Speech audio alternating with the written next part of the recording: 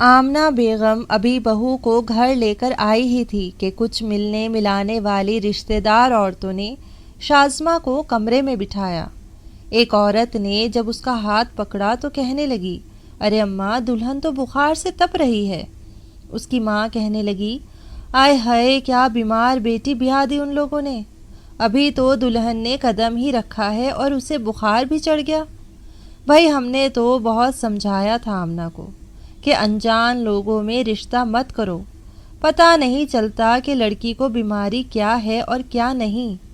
دیکھا نا، وہی بات ہوئی جس کا ڈر تھا۔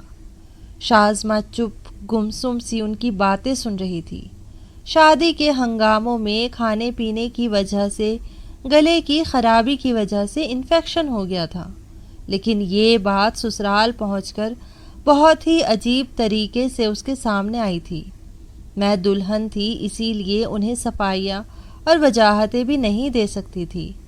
بہرحال ساری عورتیں اس کے کمرے سے باہر نکل گئی اور باہر سے آنے والی آوازیں وہ برے دل کے ساتھ سن رہی تھی۔ دوسری طرف آمنہ بیگم چپ چاپ باتیں سن کر پریشان ہو گئی تھی۔ محلے اور رشتہ داروں نے اسے اپنے پاس بٹھا کر اپنی اپنی باتیں سنانی شروع کر دی۔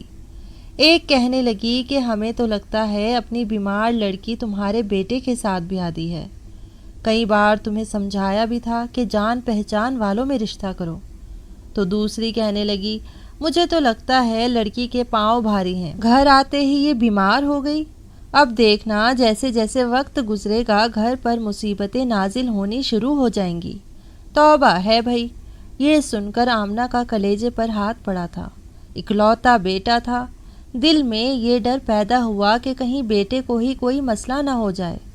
دوسری طرف مشیر بے حد پریشان تھا، کیونکہ اس کی شازمہ کو کافی تیز بخار تھا۔ اس نے اپنے ایک دوست ڈاکٹر کو فون کیا تو اس نے کچھ میڈیسنز بتائی کہ وہ لا کر شازمہ کو کھلا دے، اور اسے آرام کا مشورہ دینے لگا، کہنے لگا کہ تم آرام کرو۔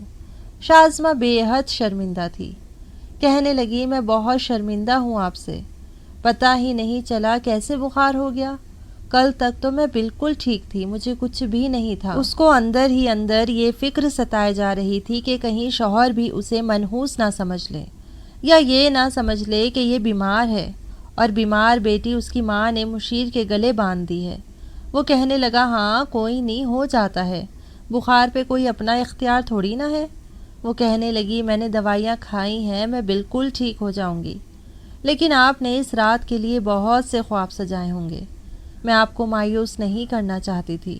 شازمہ نہیں چاہتی تھی کہ پہلی ہی رات مشیر کا دل بجھ کے رہ جائے۔ مشیر کہنے لگا، میاں بیوی کا رشتہ عمر بھر کا ہوتا ہے، چند راتوں کی کہانی تو نہیں ہے، میں اپنی خواہشات کی خاطر تمہیں اور بیمار نہیں کر سکتا۔ کوئی بات نہیں، ساری عمر پڑی ہے، خواب ہی تو پورے کرنے ہیں، تم میری طرف سے بالکل بھی فکر نہ کرو۔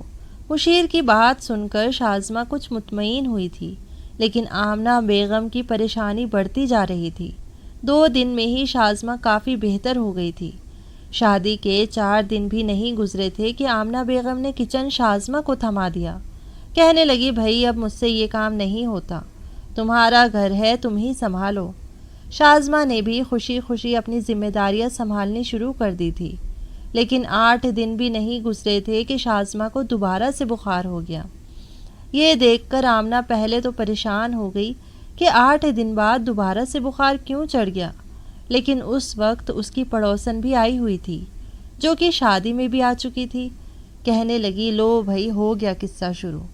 آمنہ کہنے لگی، کیا مطلب؟ میں سمجھی نہیں۔ کہنے لگی، تمہاری بہو کی ڈرامے بازیاں شروع ہو گئی۔ ارے آج کل کی لڑکیاں ایسے ہی ڈرامے بازی کرتی ہیں تاکہ شادی ہوتے ہی الگ گھر کی فرمائش کر سکے۔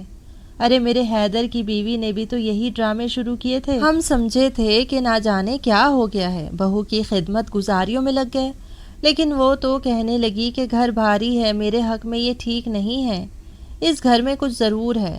بس پھر کیا تھا، خوبصورت لڑکی تھی، حیدر تو بیوی کا دیوانہ ہی ہو گیا تھا، اس لیے اس کی باتوں کو سچا جان کر فوراً ہی گھر چھوڑ کر چلا گیا۔ یہ سننا تھا کہ آمنہ بیگم پریشان ہو گئی۔ مشیر ان کا اکلوتا بیٹا تھا، اور وہ اپنے بیٹے کو الگ ہوتا ہوا نہیں دیکھ سکتی تھی، اسی لیے شازمہ سے کہنے لگی بیوی اپنی تیاری پکڑو، تمہیں تمہاری امی کے گھر چھوڑ کر آؤں میں تمہیں اس لیے تھوڑی لائی تھی کہ آتے ہی تم بیمار پڑ جاؤ اور بغیر میرا گھر سنبھالنے کے مجھ پر بوجھ بن جاؤ۔ یہ بات سن کر شازمہ بہت پریشان ہوئی تھی۔ کہنے لگی اماں جی میں ٹھیک ہو جاؤں گی، دوائیاں تو کھا رہی ہوں اور گھر کے کام بھی مجھے کوئی مسئلہ نہیں ہے۔ لیکن آمنہ بیگم نے اس کی ایک نہ سنی، 4 کپڑے اس کے چھوٹے سے بیگ میں ڈال دیے اور اس کو مائکے چھوڑنے چلی گئی۔ شازمہ کی امی نے اسے اس کی ساس کے ساتھ جب یوں آتے دیکھا تو وہ پریشان سی ہو گئی، کیونکہ آمنہ بیگم کافی غصے میں تھی۔ آتے ہی ان کے شکوے شکایتیں شروع ہو گئی۔ کہنے لگی اگر بیٹی بیمار تھی یا اسے کوئی مرض تھا تو تمہیں میں ہی ملی تھی۔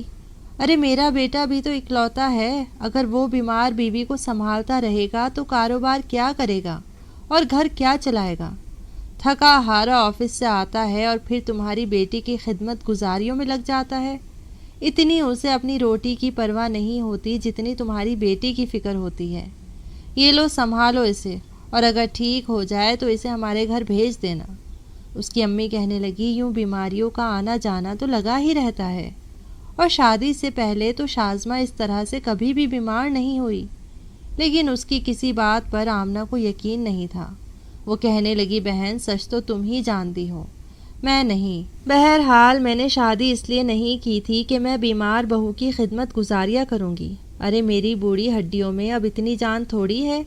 بہت ساری باتیں سنا کر آمنہ اپنے گھر واپس آ گئی۔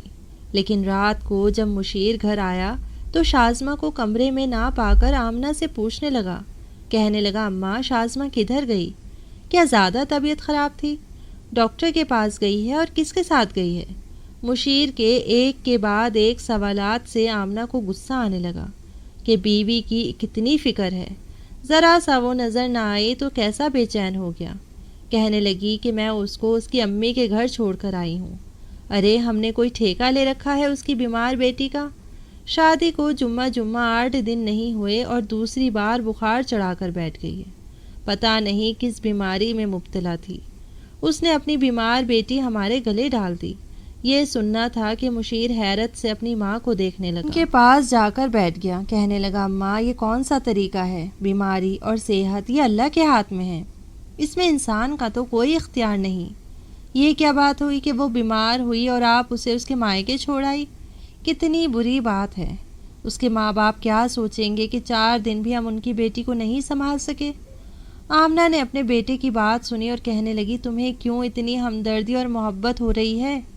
وہ کہنے لگا وہ میری بیوی ہے، اس کی فکر مجھے نہیں ہوگی تو اور کس کو ہوگی؟ پھر اپنی ماں کا ہاتھ پکڑ کر کہنے لگا ماں آپ نے اچھا نہیں کیا، اگر شازمہ کے بجائے مجھے بخار ہو جاتا تو پھر آپ کیا کہتی؟ کیا یہی سوچتی کہ اپنا بیمار بیٹا اس کے حوالے کر دیا؟ یہ سن کر آمنہ چپ ہو گئی۔ مشیر کہنے لگا نہیں اماں اس وقت آپ یہ سمجھتی کہ لڑکی ہی منحوس ہے، اس کے آتے ہی میرا بیٹا بیمار ہو گیا۔ مشیر کی بات 100% درست تھی، کیونکہ اگر مشیر بیمار ہوتا تو آمنہ کی سوچ اسی طرف جاتی کہ نہ جانے کیسے قدم لے کر بہو گھر پر آئی ہے کہ آتے ہی میرا بیٹا بیمار ہو گیا۔ اس لیے مشیر کی بات کا کوئی بھی جواب آمنہ بیگم کے پاس نہیں تھا۔ کہنے لگا ماں کیوں آپ لوگوں کی باتیں سن کر ویسا ہی سوچنے بیٹھ جاتی ہیں؟ میں شازمہ کو واپس لا رہا ہوں، اسے اچھے سے ڈاکٹر کو دکھاؤں گا، وہ ٹھیک ہو جائے گی۔ اور یہ کہہ کر مشیر وہاں سے جا چکا تھا۔ لیکن اسی وقت ایک اور پڑوسن آمنہ کے گھر آ گئی۔ آمنہ اکیلی ہی رہتی تھی، اس لیے اس کا محلے میں میل جول بہت زیادہ تھا۔ گھر میں کوئی نہ کوئی پڑوسن آ کر بیٹھ جاتی، اپنے دکھڑے سنانے لگتی اور آمنہ اس کی باتیں سننے لگتی۔ لیکن اس پڑوسن نے ایک نیا ہی رخ آمنہ کی سوچ کو دے دیا۔ کہنے لگی مجھے تو کالے جادو کا چکر لگتا ہے۔ ارے اتنی پیاری بہو تمہیں مل گئی، کسی سے کہاں یہ بات برداشت ہوتی ہے، تم مانو یا نہ مانو، لیکن میرا تجربہ کہتا ہے کہ تمہاری بہو پر آتے ہی کسی نے کالے عملیات کروا دیے ہیں۔ اب تم اس کا توڑ کرواؤ، ورنہ دن بہ دن یہ مسئلہ بڑھتا ہی چلا جائے گا۔ یہ سن کر آمنہ اور بھی زیادہ پریشان ہو گئی۔ کہنے لگی بہن تم ہی بتاؤ، میں تو کہیں آگے پیچھے جاتی بھی نہیں، اور آج کل اتنا فراڈ ہے سمجھ نہیں آتا کون ٹھیک ہے اور کون غلط، کس عامل کے پاس بندہ جائے اور کس کے پاس نہ جائے۔ وہ کہنے لگی ہاں میں ایک عامل کو جانتی ہوں، اس کے وظیفے میں اور اس کے عمل میں بہت بڑی طاقت ہے، لیکن اس کے لیے تمہیں پہلے اپنے بیٹے سے بات کرنی پڑے گی۔ وہ کہنے لگی ہاں ہاں میں مشیر کو کہہ دوں گی، اس نے آج تک کبھی میری بات نہیں ٹالی اور وہ تو خود شازمہ کی بیماری کو لے کر پریشان ہے۔ وہ عورت کہنے لگی ٹھیک ہے، اپنی بہو کی وہ قمیض اپنے ساتھ لے کر جانا جو اس نے رات بھر پہنی ہو اور صبح کو اتاری ہو۔ قمیض سونگتے ہی عامل بابا سمجھ جائیں گے کہ لڑکی پر کس قسم کا جادو کروایا گیا ہے۔ یہ بات سن کر آمنہ بڑی متاثر ہوئی کہ بڑے پہنچے ہوئے بابا جی ہیں جو قمیض سونگتے ہیں اور انہیں پتہ چل جائے گا کہ مسئلہ کیا ہے۔ اس روز جب شازمہ اور مشیر گھر آئے تو سب سے پہلے آمنہ نے یہی بات کی، اپنے بیٹے کو بتانے لگی کہ فلاں جگہ پر بہت پہنچے ہوئے بابا جی رہتے ہیں، ارے کوئی بھی بیماری ہو، جادو ہو، ٹونا ہو یا ڈاکٹری علاج ہو، سب کچھ وہ پھر پھر طوطے کی طرح بول کر بتا دیتے ہیں۔ اگر ہم وہاں پر شازمہ کو لے کر جائیں گے تو دیکھنا کیسے بھلی چنگی ہو کر واپس آئے گی۔ اتنا سننا تھا کہ مشیر کے ماتھے پر بل پڑ گئے۔ کہنے لگا نہیں نہیں، میں کسی بھی عامل کے چکروں میں نہیں پڑنے والا، میری بیوی کو کوئی خاص بیماری نہیں ہے، بس میں جانتا ہوں کہ وہ ڈاکٹری علاج ہی کروائے گی، کھائے گی پیے گی تو بالکل ٹھیک ہو جائے گی۔ مگر آمنہ نے غصے سے کھولتے ہوئے اپنے بیٹے کو دیکھا، تبھی وہاں پر شازمہ بھی آ گئی جو یوں مری مری حالت میں چلتی ہوئی آئی جیسے جسم میں جان ہی نہ ہو۔ 2 قدم تو چل کر آئی ہی تھی، پھر یوں ہانپ رہی تھی جیسے میلوں کا راستہ طے کر کے آئی ہو۔ لڑکھڑاتے ہوئے آ کر مشیر کے ساتھ بیٹھ گئی، چہرے کی رنگت بھی پھیکی پڑ چکی تھی۔ یہ دیکھ کر تو آمنہ کا دل مزید جلنے لگا، منہ پھیر کر منہ میں بڑبڑا کر کہنے لگی میری تو قسمت ہی پھوٹ گئی جو اس جیسی کو بہو بنا کر لے آئی۔ مگر مشیر نے اس بار اپنی ماں کو چونک کر دیکھا تھا، شاید یہ کہنا چاہ رہا ہو کہ اماں پھر نہ شروع ہو جانا۔ بہرحال اپنی ماں کی بات مشیر کو ماننی پڑی، نہ چاہتے ہوئے بھی اس نے اپنی ماں کی باتوں کے لیے ہاں کر دی تھی۔ کہنے لگا ٹھیک ہے ماں، اگر تم میری بیوی کو کسی بابا کے پاس لے کر جانا چاہتی ہو تو لے کر جاؤ، کروا لو اس کا علاج، لیکن ہاں میں کسی بھی طرح کی کوئی غلط بات نہ سنوں۔ اور یہ قمیض سونگنے کا کیا چکر ہے؟ قمیض سونگنے سے کیا بیماری سامنے آ جاتی ہے؟ آمنہ بیگم کہنے لگی ہر عامل بابا کا اپنا اپنا طریقہ ہوتا ہے، وہ اپنے اپنے طریقے سے ہی علاج کرتے ہیں۔ اگلے دن صبح صبح آمنہ بیگم اپنی بہو شازمہ کو لے کر اس بابا کے ٹھکانے تک جانے کے لیے نکل گئی۔ 3 گھنٹے کے سفر کے بعد اس گاؤں میں پہنچ گئے جہاں پر اس بابا کا ٹھکانہ تھا۔ بابا کے استانے پر پہنچنے کے بعد شازمہ تو بالکل ہی بوکھلا چکی تھی، کیونکہ وہاں پر تو عورتوں کا بہت زیادہ رش تھا۔ گاؤں کی عورتیں میلے کچیلے کپڑے اور بڑی سیدھی سادھی سی حالت میں وہاں پر موجود تھی۔ وہاں پر تو ایسا شور تھا جیسے کوئی مچھلی بازار ہو۔ جب شازمہ کا نمبر آیا تو وہ بھی اندر چلی گئی۔ وہ اپنے ساتھ وہ قمیض لے کر آئی تھی جو اس نے رات بھر پہن رکھی تھی۔ جیسے ہی عامل بابا نے ایک نظر شازمہ کو دیکھا تو اسے پیار سے گھورنے لگا۔ شازمہ کو تو عامل بابا کی نظریں بالکل بھی اچھی نہیں لگی تھی، لیکن وہ اپنی ساس کے ہاتھوں مجبور تھی۔ اگر وہ اپنی ساس کو انکار کرتی تو وہ پہلے ہی اسے گھر سے نکالنے کا سوچ چکی تھی۔ جیسے ہی آمنہ بیگم نے قمیض نکال کر اس بابا کو دی تو وہ اس کو اپنی ناک کے بالکل پاس لے جا کر سونگنے لگا۔ اس نے اپنی آنکھیں بند کر کے اس قمیض کو سونگا تھا۔ یہ دیکھ کر تو شازمہ کو بڑی ہچکچاہٹ سی ہوئی تھی۔ وہ اپنی سانس کا ہاتھ پکڑ کر بیٹھی تھی اور اس کا وجود بالکل سن ہو چکا تھا۔ کچھ دیر تک آنکھیں بند کرنے کے بعد جب عامل بابا نے آنکھیں کھولی تو آنکھیں کھول کر کہنے لگا کہ بڑا ہی سخت جادو ہوا ہے تمہاری اس بہو پر، شکر کرو کہ وقت پر میرے پاس پہنچ گئی، اگر کچھ دن بھی اور دیر کر دیتی تو میرے تک نہ پہنچ سکتی اور تمہارے ساتھ اور تمہاری بہو کے ساتھ نہ جانے کیا ہو جاتا، اس پر کیا گیا اثر پھیل جاتا۔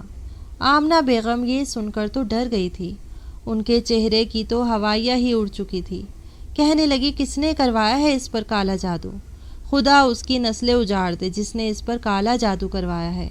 آخر میرے خاندان والے ہیں یا اس کے خاندان والے؟ پوری تفصیل آمنہ بیگم پوچھ رہی تھی۔ اس بابا نے ایک نظر شازمہ کو دیکھا، کہنے لگا نہیں نہیں، تیرے خاندان کی تو کوئی بھی عورت ایسی نہیں ہے جو اس پر یہ جادو کروا سکے۔ یہ تو جہاں سے آئی ہے وہیں پر اس پر جادو کروا رکھا تھا۔ کوئی بڑا ہی قریبی خاندان ہے، مگر شکر کر کہ میں بہت جلد اس پر عمل کرنے لگا ہوں۔ بس مجھے 2 کلو مرغی اور 1 کالا تیتر لا کر دینا ہے تم نے۔ میں سارا عمل پڑھ کر پھونکوں گا کہ تیری جان چھوٹ جائے گی۔ ہر جمعرات کو 2 مہینے تک یہ سب کچھ مجھے لا کر دینا پڑے گا۔ آمنہ بیگم گھر واپس آ چکی تھی۔ گھر آ کر اس نے مشیر کو سب کچھ بتایا۔ کہنے لگی میں تو بہت پریشان ہو گئی ہوں۔ مشیر کہنے لگا پھر بھی بہرحال مجھے لگتا ہے کہ مجھے ساتھ ساتھ شازمہ کا علاج بھی کروا دینا چاہیے۔ میں ایک بابا کے بھروسے نہیں رہ سکتا۔ ہو سکتا ہے کہ یہ سچ ہو، لیکن آمنہ بیگم کہنے لگی کہ نہیں، شازمہ اب ٹھیک لگ رہی ہے، پھر ڈاکٹر کے پاس جانے کی کیا ضرورت ہے۔ 2 دن تک شازمہ کی طبیعت کافی سنبھلنے لگی، مگر کچھ دن بعد دھیرے دھیرے سے اس کی طبیعت پھر سے گرنے لگی۔ اسے دیکھ کر ایسے لگتا تھا جیسے اس کے وجود کو کسی نے آگ کی بھٹی میں رکھ دیا ہو۔ اس کی حالت تو دن بہ دن خراب ہونا شروع ہو گئی تھی، اور سانس ہے کہ ڈاکٹر کے پاس جانے ہی نہیں دیتی تھی۔ آخر 2 مہینوں کا ٹائم پورا ہو گیا، اور ان 2 مہینوں میں شازمہ سوکھ کر کانٹا ہو چکی تھی۔ سانس نے بابا کے پاس جانا بھی کم کر دیا تھا۔ وہ مشیر سے کہنے لگی کہ مشیر، جب سے یہ یہاں پر آئی ہے پورے خاندان کی عورتوں میں تماشا بن کے رہ گئی ہوں۔ یہ میں نے کس لڑکی کے ساتھ اپنے بیٹے کی شادی کروا دی۔ ارے اگر یہ اچھے خاندان کی ہوتی تو ابھی تک مجھے پوتا یا پوتی کے آنے کی خوشخبری بھی سنا چکی ہوتی، مگر دیکھو تو کیسے گھر والوں نے اس سے جان چھڑوا کر ہمارے سر پر ڈال دی۔ شازمہ اکثر روتی رہتی۔ اپنی سانس کی باتیں سن کر وہ سچ میں خود کو منحوس سمجھنے لگی۔ ایک دن اپنے شوہر سے کہنے لگی ایسا کریں آپ مجھے میری ماں کے یہاں چھوڑ دیں، جب تک میں ٹھیک نہیں ہوتی آپ مجھے یہاں پر مت لے کر آنا، اور ہاں اگر آپ چاہتے ہیں تو بے شک آپ دوسری شادی کر لیں اور مجھے چھوڑ دیں۔ میں جانتی ہوں کہ آپ میری وجہ سے بہت پریشان ہیں۔ یہ بات شازمہ کے لیے بھی بہت بڑی پریشانی والی تھی، کیونکہ اس نے اتنے سال اپنے ماں باپ کے یہاں گزارے تھے، لیکن آج سے پہلے کبھی بھی اسے اس طرح سے پریشانیوں کا سامنا نہیں کرنا پڑا تھا، بلکہ جب سے اس نے اس گھر میں قدم رکھا تھا تب سے ہی اس کے ساتھ یہ سب کچھ ہو رہا تھا۔ شازمہ کو اب لگنے لگا تھا جیسے مشیر بھی اب اس سے دور ہو جائے گا، مگر حقیقت میں ایسا کچھ بھی نہیں تھا۔ مشیر کے دل میں اب شازمہ کے لیے ایک خاص جگہ بن چکی تھی۔ وہ کسی بھی قیمت پر شازمہ کو کھونا نہیں چاہتا تھا۔ ماں کے سامنے بیوی کے حق میں زیادہ بولنا تو نہیں چاہتا تھا، تاکہ ماں یہ نہ سمجھے کہ بیوی کے آنے کے بعد میرا بیٹا مجھ سے بالکل ہی دور ہو چکا ہے۔ شازمہ کی رات کو تقریباً 1 بجے طبیعت بہت زیادہ خراب ہونے لگی۔ وہ درد سے چلانے لگی، رونے لگی۔ اس کے چیخنے کی آواز اس قدر تھی کہ سانس کا بھی ہاتھ دل پر گیا تھا۔ کہنے لگی لگتا ہے اس کے اندر سے جن باہر نکلنے لگے ہیں، اس پر جن حاضر ہو گیا ہے، اب یہ نہیں بچنے والی۔ لیکن مشیر اس بار اپنی ماں کے آگے ہاتھ جوڑ چکا تھا۔ کہنے لگا بس کر دیں، کیسی کیسی باتیں سنتی رہتی ہیں آپ، کتنی بار منع کر چکا ہوں کہ ایسی باتیں مت سوچا کریں۔ مشیر اپنی بیوی کو لے کر ہاسپٹل چلا گیا۔ شازمہ بے ہوش ہو چکی تھی، بس ہلکا ہلکا کرا رہی تھی۔ جب اس کے ٹیسٹ کروائے گئے تو پتہ چلا کہ اس کے گردے بالکل ہی خراب ہو چکے ہیں۔ وقت پر علاج نہ کروانے کی وجہ سے اس کی آنتیں سوج چکی تھی۔ یہ خبر ان کے لیے بہت پریشانی والی تھی۔ فوراً سے سرجری کروانا بھی ضروری تھا، ورنہ جسم میں انفیکشن پھیل سکتا تھا۔ شازمہ کے لیے گردہ ڈونر ڈھونڈا جانے لگا۔ بہرحال مشیر نے اپنے ٹیسٹ کروائے تو اس کا گردہ شازمہ سے میچ ہو گیا۔ مشیر نے اپنا گردہ شازمہ کو دے دیا۔ دھیرے دھیرے شازمہ کی طبیعت بھی بہتر ہونے لگی، اس کی آنتوں کی سوجن ختم ہونے لگی۔ جب دونوں میاں بیوی صحت یاب ہو کر گھر واپس آئے تو ماں شرم سے نظریں جھکائے ایک طرف کو کھڑی ہوئی تھی۔ بہو اور بیٹے کے لیے جوس اور پھل لے کر آ رہی تھی، کیونکہ یہ بات تو وہ بھی جانتی تھی کہ یہ سب کچھ اسی کا نتیجہ ہے جو اس طرح کی باتیں کر کے شازمہ کو الٹی سیدھی چیزیں کھلا پلا کر اس کی طبیعت اس حد تک لے گئی تھی۔ اگر بابا کی باتوں میں پڑنے کے بجائے اپنی بہو کا اچھے سے چیک اپ کروا لیتی تو شاید یہ سب کچھ نہیں ہوتا۔ کچھ مہینے بعد اللہ تعالیٰ نے شازمہ کو ماں بننے کی خوشی بھی دے دی۔ وہ جڑواں بچوں کی ماں بننے والی تھی۔ اس کے بعد تو ساس نے بہو کو ہاتھ کا چھالا بنا کر رکھ لیا۔ اگر دیکھا جائے تو اس پوری کہانی میں سب سے اہم کردار مشیر کا تھا، کیونکہ اگر وہ اپنی ماں کی باتوں میں آ کر اپنی بیوی کو چھوڑ دیتا یا اس کا ساتھ نہ دیتا تو سب کچھ ختم ہو جاتا۔